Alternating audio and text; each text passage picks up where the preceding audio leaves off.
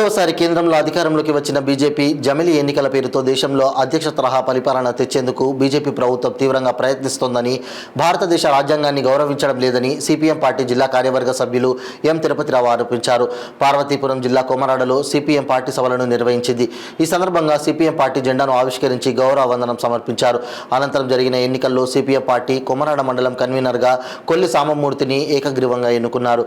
ఈ సందర్భంగా సిపిఎం జిల్లా కార్యవర్గ సభ్యులు తిరుపతిరావు మాట్లాడుతూ, ఈ నెల 14వ తేదీన కేంద్ర ప్రభుత్వం వివాదాలకు వ్యతిరేకంగా దేశవ్యాప్తంగా అన్ని ప్రభుత్వ కార్యాలయాల ఎదుట నిరసన కార్యక్రమాలు చేపట్టాలని సిపిఎం కేంద్ర కమిటీ పిలుపునిచ్చిందని తెలిపారు.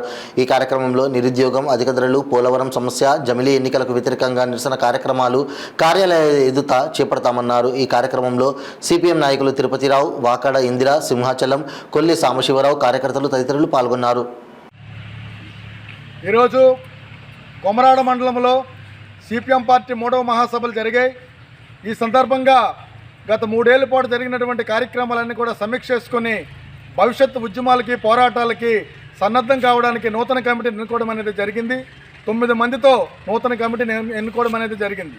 ఈ మండలంలో గత 3 ఏళ్ల కాలంలో కూడా సిపిఎం పార్టీ ఆధ్వర్యంలో ఈవేళ ఏనుగుల సమస్య మీద, లేకుంటే వంతెనల సమస్య మీద, రహదారుల సమస్య మీద, ట్రైన్ల సమస్య మీద కూడా అలుపెరిగిన పోరాటాలు చేసినటువంటి పరిస్థితి ఉంది.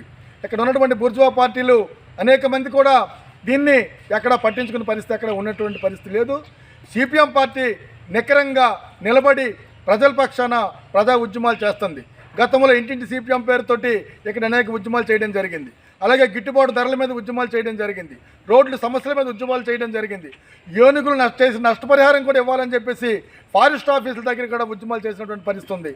దాంతో ప్రభుత్వం స్పందించి కొన్ని సమస్యలు పరిష్కారం చేసింది. ఇంకా చాలా సమస్యలు పెండింగ్లో ఉన్నాయి. ఇవాళ ఇక్కడ వనకాబడి గడ్డ దీర్ఘకాలంగా పెండింగ్ సమస్యగానే ఉంది. అలాగే గుమ్మిడిగడ్డ దీర్ఘకాలంగానే సమస్యగానే ఉంది. ఇవాళ గిరిజన ప్రాంతాలకి ఎక్కడా సరైన రహదారులు ఉండటం లేదు. ఇవాళ వరకు కూడా గిరిజన ప్రాంతాల్లో కూడా గ్రావిటేషన్ నీరు తాగుతున్నారు తప్ప ఎక్కడ రక్షిత మంచినీరు కూడా ఉన్నటువంటి పరిస్థితి లేదు. 2016లో ఇచ్చినటువంటి ఇల్లు నేటికి నిర్మాణం జరగడం లేదు.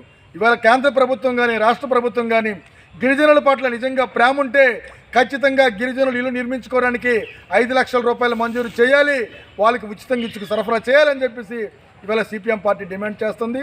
ప్రజా పంపిణీ వ్యవస్థ పరమ దరిద్రంగా ఈవేళ రాష్ట్రంలో ఉంది. ఇవాళ కేరళలో 14 రకాల వస్తువులు పేదలకు పంపిణీ చేస్తుంటే ఇక్కడ ఉన్నటువంటి పార్టీలు ఒక బియ్యం తప్ప వేరే వస్తువు ఇచ్చినటువంటి పరిస్థితి లేదు. కాబట్టి అన్ని విషయాల మీద కూడా రాబోయే రోజుల్లో సిపిఎం పార్టీ ప్రజలందరినీ సమీకరించి అలుపెరిగిన పోరాటాలు చేస్తామని, ఈ ప్రభుత్వాల మెడలు ఉంచుతామని చెప్పేసి ఈ మహాసభ తీర్మానం చేయడం జరిగింది. జిందాబాద్ సిపిఎం, కొమరాడ మండలం 3వ మహాసభలు జయప్రదం చేయాలి.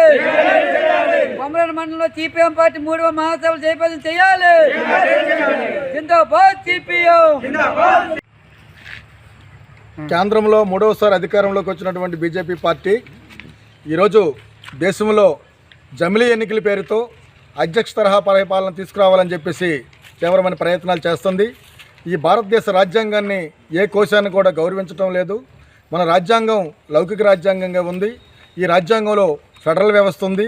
రాష్ట్రాలకు కొన్ని హక్కులు ఉన్నాయి, కేంద్రానికి కొన్ని హక్కులు ఉన్నాయి. ఉమ్మడి హక్కులను గౌరవించే పద్ధతి కాకుండా జమిలీ ఎన్నికలు తీసుకురావడం అనేది దేశానికి నష్టమని చెప్పేసి వీళ్ళు సిపిఎం పార్టీగా భావిస్తున్నాం. దీన్ని తీవ్రంగా ఖండిస్తున్నాం. అదేవిధంగా ఈరోజు దేశంలో నిరుద్యోగం 12% పెరిగిపోయింది. ధరలు విపరీతంగా పెరిగిపోయాయి. ద్రవ్యోల్బణం పెరిగిపోయింది. అనేక మంది మేధావులందరూ కూడా దేశాన్ని విడిచిపెట్టి ఇతర దేశాలకు ఉద్యోగాల కోసం వెళ్ళిపోతున్న పరిస్థితి ఉంది. Make in India, made in India అని చెప్పేసి గొప్పలుగా చెప్పుకున్నటువంటి నరేంద్ర మోడీ ప్రభుత్వం ఈ దేశంలో ఎందుకు సమస్యలు పరిష్కరించడం లేదో ఖచ్చితంగా సమాధానం చెప్పాలి.